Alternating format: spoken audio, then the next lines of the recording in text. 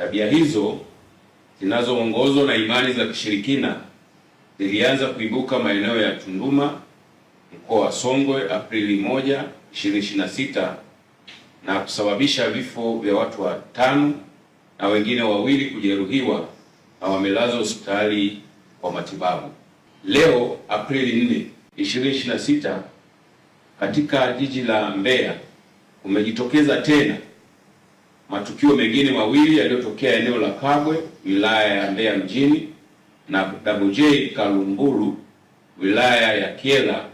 ambapo watu 2 wamejeruhiwa kwa tuhuma hizo za uzushi, ambapo mmoja wa anayedai kufanyiwa hivyo alipofanyiwa uchunguzi na madaktari, sehemu zake zilikutwa zipo na hazina tatizo lolote. Tabia hizi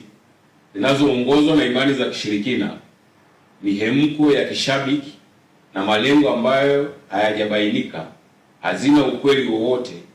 kwani wanaodaiwa kuguswa bega na sehemu zao za siri kutoweka walipokaguliwa, sehemu zao za siri zilikutwa zikiwa maeneo yake kama kawaida.